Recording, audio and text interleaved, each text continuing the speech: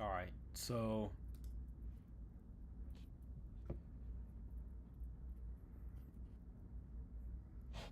let's see how many people end up joining. I'm still waiting for the stream to start, but I believe I should be on track. Okay, guys, so what is up? Welcome back to the live stream. I know that this is extremely late. I know it's very, very late. However, I think I do want to actually kind of do a live stream for 9K just because I always end up doing live streams whenever I hit a certain subscriber milestone. And now we are going to be doing a pretty long stream for 10,000 subscribers, so for sure I'm doing a stream for that 100%. And that might be soon because I'm currently on track to hit probably 9.2K by tomorrow. The Senate polls video did extremely well for whatever reason. Like, the video did super, super well. I don't know how out of all the videos I could have done, but it did actually do pretty well. So I mean, it is what it is, but I am appreciative of it. Bourbon Bandit sends congrats on 9K. I'm one of the brand new ones. Well, welcome to the channel. I appreciate it. Thank you very much. J Eclipse says, wow, 9K already. Congrats. Thank you. What I actually want to do, guys, I'm actually even surprised there's 14 of you guys right now. It's literally like 11:15. This is probably the latest I've ever started a stream, and I'm not going to even be here for too long, but I did want to do the stream either way. Please do a bigger stream when you hit 10K subs. I am going to do a bigger stream when I hit that. Like, probably what'll happen is when I hit 10K, I'll probably do the stream like the next day. And hey, oh, what's up, man? Hey, Aiden.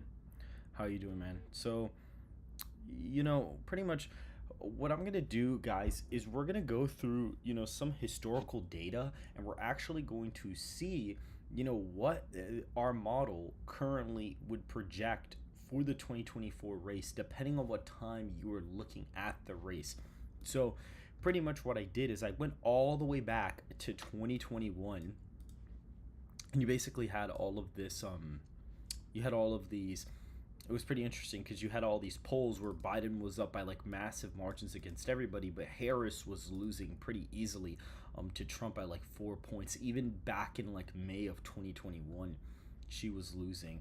And then this was the first poll ever. Rasmussen had Trump up by 6, and then Emerson College had Trump up 1. That was like the first legitimate poll that actually had him up by like a considerable amount. And I think that was Emerson College's like first poll out of like the entire out of the entire thing. Romney was trailing by 20 points, DeSantis by 12. So it was looking really bad. Biden, Redfield Strategies was up by 3, and then you could see some polls started having some people. Then Rasmussen released a +10 poll for Trump. Everyone was like, okay. But then they saw the polling got close. McLaughlin Associates, once again. But then the Harris poll actually had Trump up 1, had Scott up 3, had Pompeo and Harris tied, which is interesting, and had Trump at +2. Emerson College, Trump gained. So like basically throughout the year of 2021, Trump was kind of gaining, to the point where by the time we get to January, you see a lot more polls where Trump is like consistently beating everybody. He was beating Clinton by 10 points in a poll, which is like pretty insane. So at that point, you would kind of get these back and forth polls. Even YouGov doesn't even show Biden up by that much. Biden was only up by 1 point in this poll, which is pretty interesting. And so what's interesting here is that what we're going to do is we're basically going to average out some of these polls, and then we're going to plug the data in and look at their approval ratings and kind of adjust for that, and look at the electoral maps. As far as I know, the electoral map for it looks bad. Like the electoral map for, it's bad. Like really bad. Like it's not even okay. So without any metrics plugged in and just based off of trends, Trump is already supposed to, Republicans would win Arizona, Michigan would be competitive, Nevada would flip, Pennsylvania would flip, and Wisconsin would flip. So not even with any metrics plugged in, Republicans are already expected to flip everything back except Georgia and Michigan, which is actually quite interesting when you look at this data set. And then what I'm going to also do is I'm also going to look at something else Trump versus Clinton 2024 matchup rematch. That'd be crazy if that actually happened. That would be like such a last minute resort. Um, that'd be such a last minute resort for Democrats. But if you were to look at the polling, guys, in 2021, if they held an election in like early 2021, Biden would have actually beaten Trump pretty easily. If you look at, I'm actually going to look at both of their approval ratings, because what I'm going to do is I'm going to pull up Biden's, and then what I'm also going to do is I'm going to pull up Trump's here. So what I'm actually going to do is I'm going to see, let's see if I can find the historical approval ratings of Trump. I'm going to actually find Trump RCP favorability. Favorability. So we're going to pull this up, and you're going to see that they actually track his approval rating going past like 2021. So he's actually down in the aggregate by only 8 points. His approval rating is at 44%, which is pretty interesting. His approval rating is kind of going up quite a bit. It kind of took a little bit of a spike because Harvard Harris has him up by 4, and Rasmussen had him up by 3, and YouGov only has him down 9, which is pretty interesting. So you did see a surge, and he's trending upward in his approval rating. He's going from minus 18 from like August 2023, and he's all the way up at like 44%. He's actually almost matching what he was favorable at in the midterms, like in early 2022. He's almost back at that approval rating. He's even almost matching. He's actually polling, I think he's polling higher than he even did at the end of 2016 even. So he's in a good spot. And that was like after the election. That was like after. He was sitting at like a 39%, 38% approval rating on election day, which is very interesting. And his unfavorable completely dropped all the way to like 50. So that's the closest he's gotten in the aggregate. This was the closest he ever got. And then he kind of just completely tanked from there. But the popular vote, or at least the approval ratings of the candidates, are a general tracker of what they could get in the popular vote. So for this model, this part of the model, which is mine, you plug in the RCP aggregate, the way it swings in the incumbent party approval. And then you also, here is where you actually predict a popular vote. And the way I'm going to do it is to basically show if Biden's at this approval rating, Trump's at a certain approval rating. That's what I'm going to plug in for the popular vote. And it will kind of get a guesstimate of what the electoral map would have looked like at that time. So pretty much if you were to average out like all the polls, going all the way back here for Biden, it looks pretty bad for Trump. Like early 2021, Trump would have basically been DOA. I think this is actually all the polls that I saw, because you had a Biden plus 12, Biden plus 10, Biden plus 13, and like a Biden plus 12, I believe, is over here. I didn't want to go too far ahead. But like, because really I'm supposed to be doing January, but theoretically they didn't have polls at that point. And so if you were to divide this by 5, Biden would be up in the aggregate by 12.8%, which if you were to do the popular vote shift from then, it's not looking good at all. It's actually looking really bad. At that point, you'd see Alaska already shift to the left, Florida would already vote, Iowa would be flipping. And if I were to go over here and swing the popular vote by, let's see how much that would swing, 8.3%, in that direction, that puts basically Biden winning Alaska by 5. He's winning Florida by 8. He's winning Iowa by 3, Kansas by 2. Like, this is a bad electoral map for Trump. Like, this would have been really bad for him at the time. And if you look at their approval ratings on, I believe, January 1st, so let's go to 2021 in the very beginning, he was basically at 42% in the aggregate. He was like at around 42%, 42.5, I think it was. And then if we were to look at, well, actually, since it's in April, let's theoretically just go by April. So we could just theoretically go by April.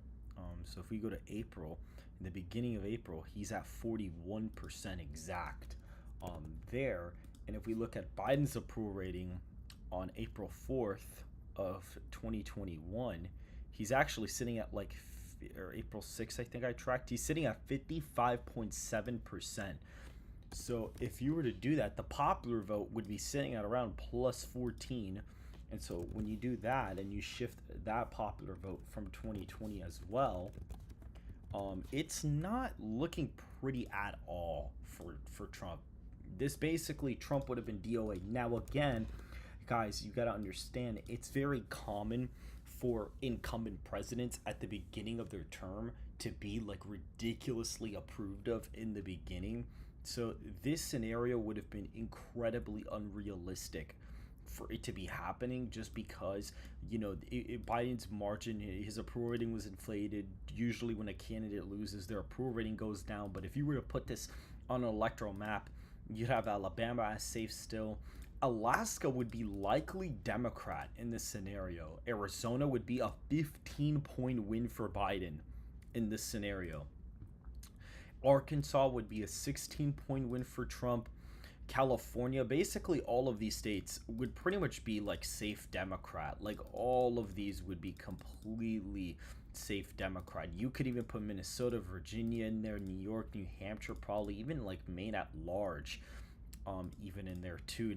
And actually Nebraska at large may even be under 10. The third district is probably a 3-point win. I expect North Dakota, Idaho, Wyoming to probably still be safe, but everything else is probably up for grabs too. Maybe Kentucky is still safe, but everything else is probably up for grabs, to be completely honest. If we were to keep going, Florida would be a 10-point win for Biden in that scenario. Georgia's an 18-point win for Biden. Hawaii 46. He's winning it by like Obama margins. Illinois plus 30. Indiana is a 5-point victory for him. He wins it by 5. And Biden wins Iowa by 2 points. He's winning Kansas. He's even winning Kansas on this map. Like, this would be a bad map for Trump. Like, this would be like the Democratic wet dream, pretty much. This is like their like wet dream of this happening, basically. Maine second would be lean Democrat. It'd almost be a 5-point win for Biden. Maine at large 20. Maryland, Massachusetts would be massive wins. Michigan is a plus 15 margin. So Georgia and Arizona vote to the left of Michigan in this scenario due to demographic trends. Minnesota 20 points. You have like Montana right over 5. Missouri and Mississippi are lean states. And this Nebraska's first even flips. He actually wins Nebraska's first in this scenario. He actually flips Nebraska's first and everything. And Nebraska's second is safe. And the at-large vote would be a likely margin. Okay, guys, I'm explaining well, this is funny that this is the average LTE prediction, but basically what I'm doing is I'm looking at polling data from like 2021 and like plugging in all the statistics and everything to show you guys what the model would be showing for the election right now. So this is obviously not my prediction. Like, clearly this is not my prediction. I'm just showing where in time everything would have been. Nevada, literally a 15-point win for Biden. New Hampshire 20, New Jersey 30, New Mexico 28, New York 36, North Carolina 13-point win for Biden. Ohio would be a lean Democratic state. Oregon 30-point win. Pennsylvania 13-point victory. Like, again, not even close. Like, not even, like, these are unfathomable. And South Carolina even flips Democrat because Biden would more than likely be doing really well with black voters. Even Texas would be safe Democrat in this scenario. Like, it'd be over 10 points for Biden. And Tennessee would be right above the 10-point threshold. Oklahoma, I'm assuming, would be a little bit over. It's like a 19-point win. And if we go to Utah, it's still a likely margin. And then Wisconsin would more than likely be safe. So if it's crazy, but looking at polling data from back then, Trump was polling ridiculously bad at that point. Like, he was polling ridiculously bad, and Biden's approval rating was way higher than it was even on election day. So if they held an election in early 2021, Biden probably would have beaten Trump by, maybe not by this much, but I'd say Biden would have at least gotten 350 electoral votes. Like, Biden probably would have won fairly easily. Like, if for whatever reason they held a rematch election in like March or something like that, Biden would have easily beaten Trump, like, no question. Basically, the battlegrounds would be Kansas, Iowa, Ohio, Mississippi, Louisiana, Missouri. Dude, Nebraska's first would be a toss-up. Like, this is an insane map for Biden. Like, this is crazy. He literally has 359 safe electoral votes. And so, yeah, Biden in 2021 was polling really good. Like, that was dark Brandon, to its fullest. Like, at that point, I was like, oh, there's no way Trump wins the election. But obviously, over time, things changed. And now we go to January, and we'll see that we kind of see a little bit of a different scenario where Trump is polling significantly better in the electoral college. And look, I didn't even add the incumbent approval rating. Actually, I completely messed that up. If I actually added his approval rating, which was like, I believe at that point in time, if we go to April, let's see. No, yeah, it's super bad. Yeah, look, plus 15. Dude, this literally, dude, he literally, I don't know if a lot change. Oh, actually, a lot does change. Kansas is lean now. Louisiana's within a point. Mississippi is still. Montana's within 3 or within 5. Missouri's a 2-point win. Nebraska at large is lean Democrat. Ohio's almost likely. South Carolina's almost likely. Utah's right above the 5-point win. Tennessee becomes a likely Republican state. Like, this would be such a bad map for Trump. Like, it would honestly be really bad. This looks like it looks like Ethan's wet dream, which is let's talk election. This is literally his wet dream to happen in the electoral college. Like, it would be unbearable for Trump. Like, this would be a horrible map for Trump. And if we go, like, I'd say Biden would probably outperform his 2020 vote total. I'd say at that point, Biden would have probably gotten like close to 90 million votes, and Trump would have been like, I'd say Trump would have probably been in like the 60 millions, like probably the half 60 millions is what I'm thinking would have been the popular vote, because that's the only reasonable way to look at it. Biden would have had to have performed better than 2020 to really win the election by that much. Like, he would have had to have done ridiculously well in turnout, which I think he would have. I think 100% he would have. I think to say that Biden was favored in early 2021 is definitely true. I think it's 100% true. Now, if we look at polling data from the beginning of January, you could see Trump's up 6, Biden's up 1. Trump is, Biden's up 2 in this poll, and then Trump is up by 5 in this one, and then we keep going. He's up by 6 points, so it's already starting to look a little different. Then there's a plus 10 poll for Biden that comes out, but then then Biden's up by 1 again, and then Biden up 2, and then Biden's up 1 again, and then you look, and then there's a Trump plus 1 poll, but that's already going into February. So if we were to, average out these polls, it's 9 polls. So actually, the national environment ends up being exactly 0. So according to the RCP aggregate, at that point it would have been a tie. That's just the election 4.5 points to the right. And the approval rating of Biden at the beginning of 2022, like literally the very beginning, was minus 10.2%. And so, yeah, Tommy Lee, yeah, I noticed DC's like a ridiculous margin for Biden. It's like a plus 108. Like, that doesn't make any sense. But either way, you get the point. Like, it would definitely be 555 Seattle says, I can't stay long. I just want to say thank you for your videos. Hello from Lawrence, Kansas. Well, thank you very much. I appreciate that. Thank you, man. Damn, there's 39 of you guys at 11:33. That is awesome. I really appreciate it, guys. That's crazy. Wow, that's insane. But we could see that Trump is in a way better spot, right here. If we go to, the beginning of February, or like right where I checked, right around there, Biden's sitting at like 43% in the approval rating. So it's a lot lower than what it was in the beginning of 2021. And Trump at that point if we actually go to the beginning of 2022, he is polling at like, he's at 40.9. So the popular vote for Biden would have been like a 2.2 point win roughly, based off of the approval rating. That shifts the, popular vote. We could shift the popular vote, 2.3% to the right.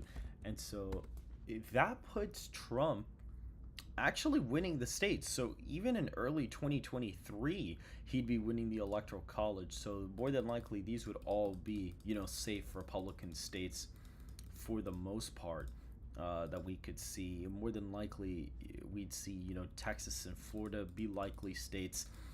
I'd expect Illinois to still be safe. Colorado's even above like 10 points in this scenario. So it's a little bit of a more favorable map to Biden this time around. I even think New Jersey is probably above the threshold. Yeah, like you see it is. New Mexico's a 6-point win. Alaska is probably like right above the 10-point threshold. I don't think it'd be that far ahead. See, look, it's like a 12-point win. Florida is actually barely in the safe column. It's actually a 10.1 percentage point victory. Texas here is 9.85, so it's like really close. Ohio and Iowa are basically safe. So like he's polling way better, here. He's polling significantly better here. New York would be safe, as well as Maine's first. Maine second, I think, would be safe in this scenario already, and Maine at large would be right under 5 points. New Hampshire would still be likely Democrat, and I believe even like Minnesota actually falls right under the lean margin as well, in this scenario, which is pretty interesting. And if we were to go ahead and look, we'd see, basically out of all the swing states, Virginia, I'd assume, would still be likely. Yeah, see, look, it's a 6.9 victory. And then basically all of the swing states, North Carolina would be like a 5.9 win, and then basically all of the swing states are lean Republican. So Trump would actually be winning the electoral college, kind of like what he's supposed to be winning it by now, effectively. Nebraska's second is still a 4-point win, but like Wisconsin is a 4-point win, Pennsylvania is a 3.2 victory, Michigan is like a 1.8 percentage point victory, Nevada 4.2, Georgia 2.6. Now polling was probably looking a little bit different. That may affect the results, but I'm kind of just going off the popular vote for now. Trump would basically be winning in the beginning of 2022. Like he'd be doing pretty well. Now with Biden, at the beginning of 2023, he was pretty favored to win re-election. It was close, but he would still be favored to be winning the electoral college at that point. If we look, we go, to, if we keep going to the end of the year, you're gonna see here that if we go to January of 2023, you're gonna see that there's a lot of varying polls here. So you have like a minus, Biden +4, you have Trump +3. Like the electorate's basically all over the place. Then Biden +8 for whatever reason, and then you had like an even poll, so 0. Like there's a 0 poll. Biden up 6 with YouGov, and then there's another even poll,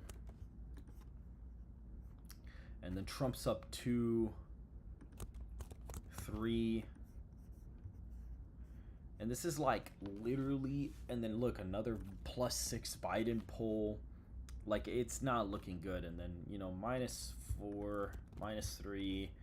If we keep going, you're going to see it's just a mess. Like there's so many polls out of this month actually. And it's because, and then look, you see, and then now, Trump's leading, by, now by 5. So that's interesting, by 5. And then it's tied later on, and then Trump is losing by 3, and then Trump then leads by 3 according to Emerson College. So the polling at this point was like all over the place. And then another -3 poll for Biden, and then Biden's up by 4, or like it's basically, yeah, Biden would be up by 4. I'm not using adult polls. I'm using the either registered voter or likely voter polls. And then you had another Trump +5 poll there. And then you had, Biden, right about here, basically, -3. So there's a lot of polling. out of that month, like a lot. Then another tied national poll, and then you had Biden, or yeah, you had Biden, or let me see. No, then Trump was leading by 2, then Biden leads by 3. Like, there's just a lot of polls out of this month. Like, there's a lot of polls. And actually, I think it was he leads by, I think it's +2, then Biden led by 2, then Trump led by 3, and then led by 1. So then you end up getting this monstrosity: 1, 2, 3, 4, 5, 6, 7, 8, 9, 10, 11, 12, 13, 14, 15, 16, 17, 18, 19, 20, 21, 22, 23, 24, 25, 26, 27.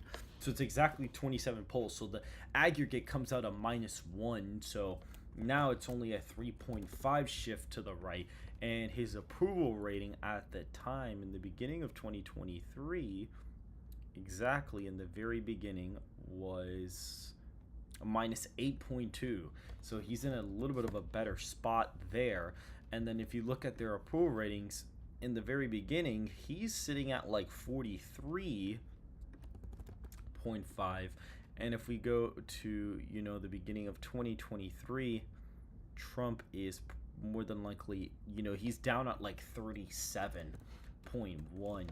So the popular vote would be looking at like -6.4, which is a shift backwards in the aggregate, which is really interesting that the aggregate RCP would be showing Biden, basically only up by 1, but according to their approval ratings, Biden would actually be doing relatively well in the electoral college. And you see that shifts the popular vote back like 1.9. So with all that factored in, if we look at the results, Biden would win re-election. He would actually be winning. What's actually quite interesting is that Trump does win Wisconsin, and I don't know if he's up in Nevada or not. We can check. Yeah, he is up in Nevada, actually. It's like really close, but he is actually up there. So we'll fill out this map. So basically, Trump would be in a sort of okay spot for the most part. Like, he'd be doing all right, but he'd still be losing the electoral college. I mean, he'd still be losing it. If we go to Tennessee, Trump's up by 5 in Texas, up by 5.9. So definitely the margins are reduced. Like, they're definitely reduced. I'd expect Iowa. Oh, look, they're actually right above the margins there. Ohio is right below the 10-point threshold. So the electorate would definitely be a little bit closer than before. Alaska is only like a 8.5 victory. At the time, it would not be, such a big win either. Colorado, I'd assume, would be over. Yeah, it's a 15-point win. Illinois is a 15-point victory.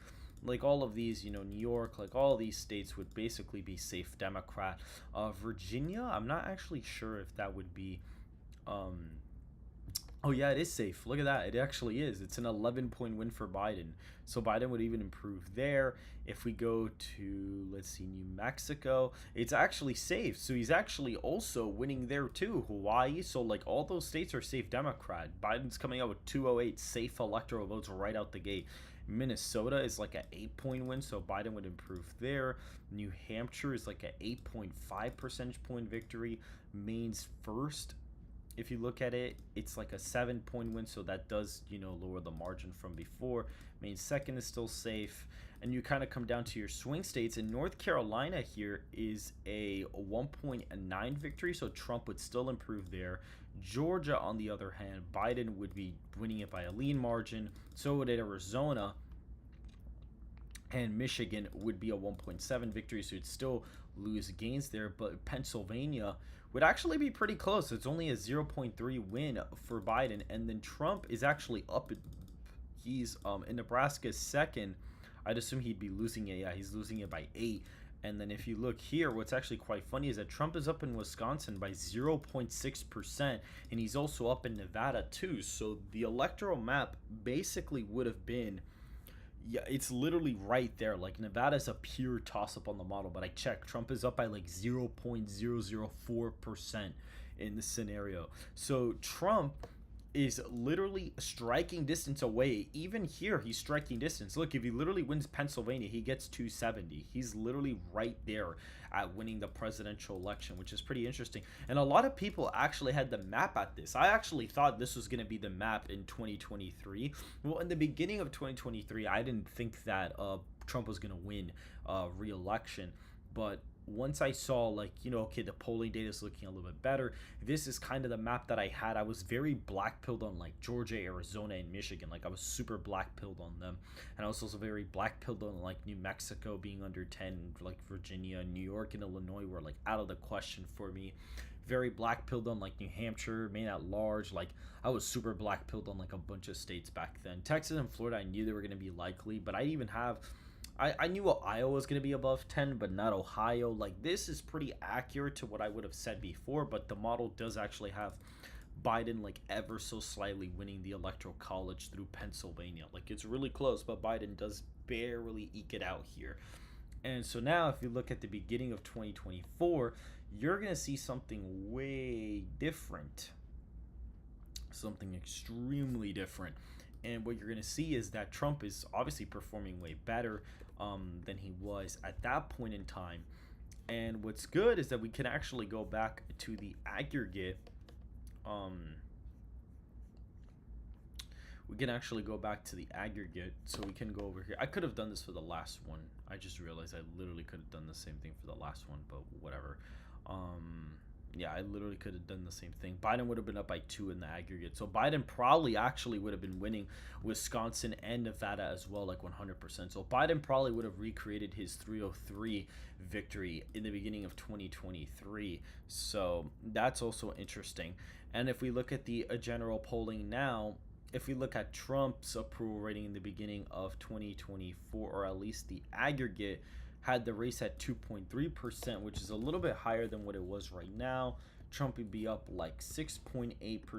Biden's approval rating at the time on that day alone was around 8 point, or I think 2024. Yeah, we gotta go over here, which is really, wow, it's super low. Minus 15.9. So it's a lot lower than before. Like, it's way lower. And then over here, if we looked at the projected popular vote, we could see, if we go to Trump's approval rating, which I think will pop up here, if we go to the beginning of 2024, you're going to see that he was sitting at about 39.9. So he's right there. Like, he's right at 40. And Biden, at that exact point, would be sitting at a 40.3%. So the popular vote here is actually really close. Biden only wins the popular vote by like 0.4 according to the approval, which shifts the popular vote by 4.1% to the right, pretty much. Or would it? Yeah, it would. Okay, 4.1% to the right. And so at the very beginning of 2024, if we were to plug in all of these metrics, Trump would be winning the electoral college. He would be winning fairly easily, actually, according to this. More than likely, all of the traditional swing states like Ohio, Iowa, all these are going to be long gone. So is Alaska. That would be pretty much long gone. California, those would be gone as well. Colorado would be an 8-point win for Biden. Nebraska's second would be tilt Democrat, actually. And then if you look at Illinois, it's a 7-point win for Biden. If you're looking at Minnesota, that's lean Democrat. These would probably be all safe except for like New Jersey. That's probably what I'm guesstimating would be there. New York is still, safe at that point. So Illinois is voting to the right of like New York by like quite a bit in this scenario, actually. Connecticut, Delaware, still really big victories. Maine's first is a 16-point win, so like these are completely fine. And Maine is still a lean state on this matchup as well, I believe. It's still lean. Minnesota's there. Virginia would be like a 3.4 win. At that point, like, it'd be pretty close. And New Hampshire would be like a 2.6 percentage point victory. Hawaii would be safe. New Mexico would only be a 2-point victory for Biden, so it'd be relatively close. And if you look at all the other swing states, literally all the swing states are likely Republican at this point. Like, Trump would be doing exceptionally well in all the swing states. It's even to the point where he's almost winning North Carolina, by over 10 points. And so the aggregate in the beginning of the year, this is what the race would have been at. Like, it would have gone back to the 2022 result, but Trump would be winning the states by a lot bigger margins, and Trump would effectively be within striking distance of winning states like New Mexico, Minnesota, Virginia, New Hampshire, even Nebraska's second and Maine at large, which he was not close to doing so in 2022 or 2023, and definitely not in the beginning of 2021. And so that's the funny part. And here's the thing about, like, Nikki Haley, for example. Like, I tried floating her as like a good candidate. What's funny about her is that Biden, at the time, let's actually find Haley's approval rating. I'm actually curious to see Haley approval rating RCP. Let's actually look. I'm actually genuinely curious. You see, look, her approval rating sits at 32, and around the primaries, which was like basically March. So let's go to March of like 2024. Or something like that. Like, let's or like January, right? So let's say we go to Iowa, which I think was like on the 21st or something like that. Biden's sitting at 40, and Nikki Haley is sitting at 32 exact. So that's already -8 in the popular vote here, and the change in PV would be like 3.5 to the left. So that already throws it off. And Biden's approval rating, however, would be pretty low. So more than likely, you'd have, at that point in time, more than likely, he's at -16.2 actually. So he's doing pretty bad.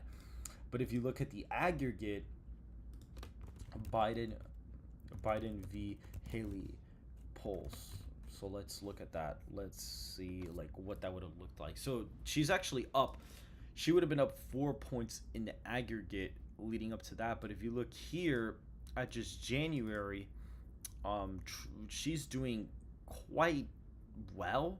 I'm gonna plug this in just to test it. So we plug that in. 4.4, 8.9 shifts. So it's weird because you have the aggregate showing something really different, but then you have this showing something really different. And so then when you plug this in here, it seems like Haley would have beaten Biden. She basically would have carried all of this. She would have gotten 312 essentially, according to the model. I mean, there's some room for error. However, it seems like Haley would have been favored to beat Biden in the electoral college. Like, she would have gotten 312 electoral college votes, which personally I don't think she would have beaten Biden, but according to the model, that's what she would have gotten. Now, her polling in Ohio and Texas and other states were like abysmal. Like, I think was the aggregate. Biden was up in the aggregate in like Texas and like Ohio in the few polls that came out or something like that. So that would really drag down her margins here. And I'd have to redo the demographic pool as well. So, but once I would redo the demographic pool and everything, Biden would probably still be beating her anyway. More than likely, because the demographic pool is kind of designed for the two candidates, and so that's what the model currently shows. But I think that something else completely different would have happened. I don't think that she would have won that at all. Actually, I think that if it was Joe Biden and Nikki Haley, we'd actually have to include RFK, because RFK was actually polling in second place in some polls with the three of them included. He actually was in second place nationally in some polls. So more than likely, you probably would have had Idaho, Wyoming. These would have been safe. Kansas, I don't think would be safe. I think Oklahoma's safe. Tennessee would probably be safe. Maybe Missouri, I don't think would have been. Kentucky would be safe, as well as West Virginia. And then you have Joe Biden, doing pretty well in like the traditional Democratic states. That would have been pretty expected. I'd expect that maybe Biden would have gotten like 35% of the vote. Nikki Haley would have gotten like maybe like in the low 30s, and RFK probably would have gotten like 25%. I think RFK would have actually gotten a lot of votes out of that. Louisiana, Mississippi would be likely in this electoral college scenario.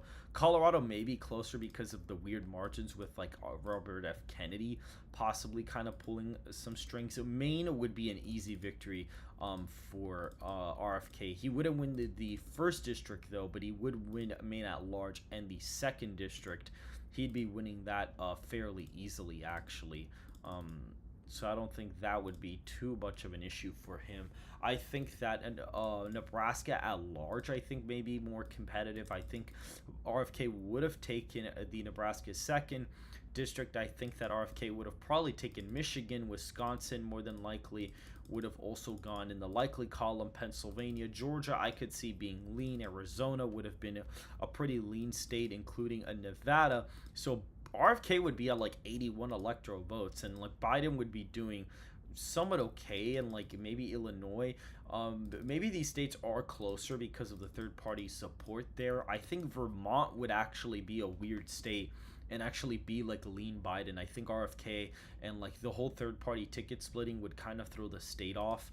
So the Northeast is gonna look weird to the point where Connecticut would also be lean. Maryland would have been likely. Rhode Island, and then like probably RFK would have probably won New Jersey. Delaware would have been likely Democrat.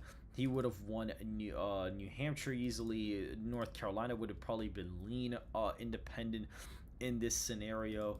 Ohio, Iowa, I think would have been R, but I think Ohio would have been really close. I think RFK like barely picks up Ohio. I think Indiana's lean. I think Missouri would be like tilt Republican in this scenario. I think that Kansas would go independent for RFK. I think South Carolina would also be pretty close in this scenario. I think Virginia, Biden does all right, but I think that he does hemorrhage some support from RFK as well. And Texas is interesting because I think RFK does actually pick up Texas. I think he probably does pick it up in this scenario. However, I think Nikki Haley possibly edges out Florida by like the absolute skin of her teeth. New Mexico, I think Biden would barely hold on to it. And Utah, I'd expect to be a pickup for RFK, as well as like Minnesota. And you could even maybe throw in Montana. Maybe that goes likely. The North Dakotas go likely. You could say that. But this, I think, would honestly be a pretty realistic scenario if this would have been the matchup, because RFK was polling in second place in some polls, and they were basically in a three-way race in the popular vote. Like, the popular vote could have really gone anywhere. And so I don't think RFK would have gotten a majority of electoral votes, but I think RFK could have done well enough to actually pick up a decent amount of states. Like, Nikki Haley actually ends up getting third place in the electoral college despite being second in the popular vote, which is pretty interesting. So this would have been the electoral college scenario, in my opinion, for this election. Like, if that election would have played out as of right now, probably this would have been the map. If in like 2028 Kamala Harris is the nominee and Nikki Haley are the nominees, forget it. Literally forget it. First of all, what would probably happen is that most Republicans would probably end up breaking to RFK. So Nikki Haley would really be the spoiler. So what you would literally see is RFK would basically be winning all of these states. Now, maybe like Kentucky's close, Louisiana, Mississippi, like West Virginia's lean, independent. You would see a weird map where like RFK is trying his best to not hemorrhage support from Nikki Haley. Kamala Harris would be doing kind of badly in some of the deep Democratic states. Colorado would be close. I think Iowa, Ohio, I think RFK does decent there. Sort of, he would win Texas probably, as well as like Florida. He probably picks it up more than likely. Alaska, I think he gets that by over 10, so he does Maine at large. Maybe the Maine's first district is like lean or something in his column. He'd pick up Nebraska's first, including Nebraska's second. I wouldn't even be surprised if he actually even picks up like Maine, like Nebraska at large. I wouldn't be surprised if he actually picked that up either. So he's already at 203. He picks up Indiana in that scenario.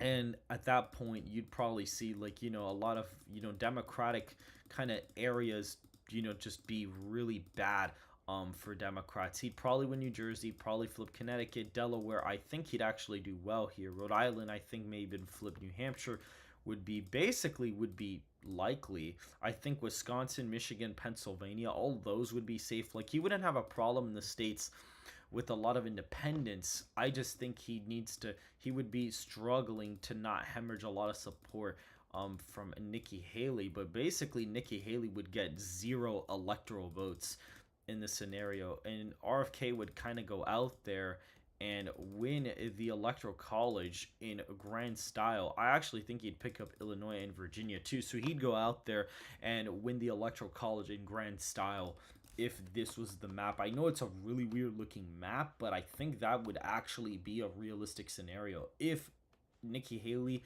and Kamala are the nominees, I'd expect RFK to debate, and I think that would put him up there to really go out there and just kind of win by quite a bit, because he'd have I think a lot of the Trump base that election, because I think Trump would just straight up endorse him.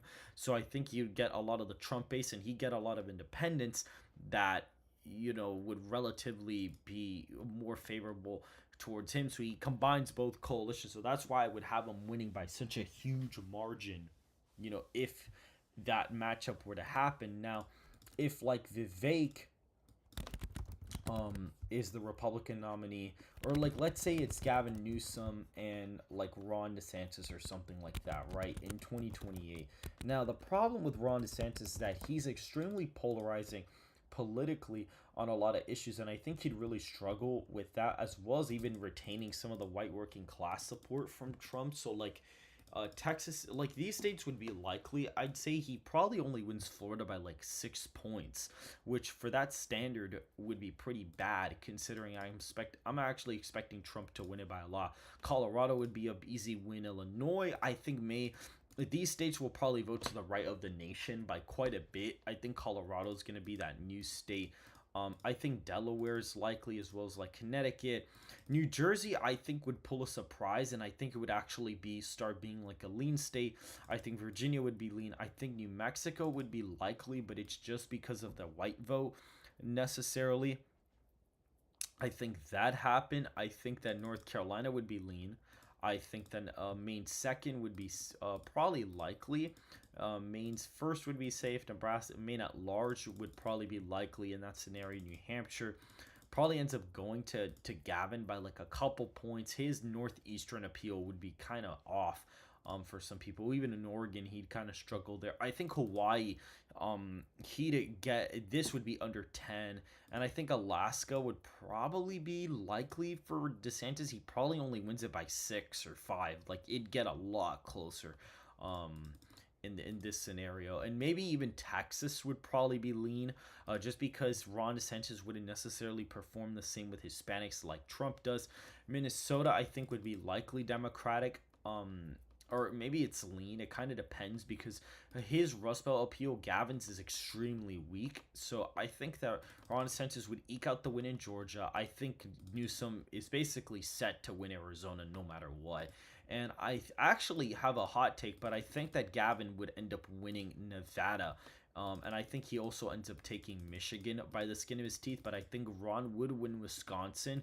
And I think that Gavin would end up winning like Pennsylvania and getting Nebraska second. So as of right now, this is the map. It honestly could go to either candidate. But I would expect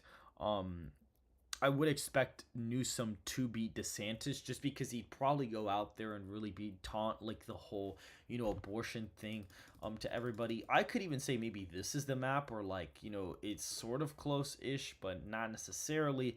So this is probably what I'm suspecting for 2028. If it's them two, I'd expect Newsom to probably take the victory there, more than likely. But I think the Northeast would start kind of trending Republican. It would start trending quite decently Republican, because I think Newsom's appeal would just be really bad in the Northeast and the Rust Belt, but he'd somewhat appeal decently in like the Southwest, even keep making some gains in like Texas and stuff like that. So it'll be signs of like the trends coming However, I think if Ron DeSantis were to be elected president in 2020, I think he would basically be doomed for re-election in 2032. I think there'd be no path for him to win again, just because I think DeSantis would be pretty unpopular as a president. I think that his awkward kind of energy, I just think really wouldn't resonate. I think he may have a couple blunders, and even if economically things are good, I think he's going to have a similar situation to Trump where he probably ends up losing re-election by a similar margin, but probably ends up losing North Carolina as well. He probably would end up losing North Carolina in a re-election scenario.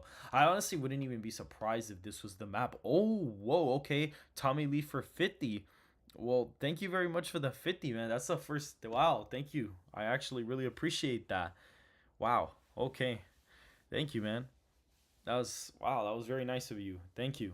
Wow. Thank you, man. Wow. Wow. Thank you.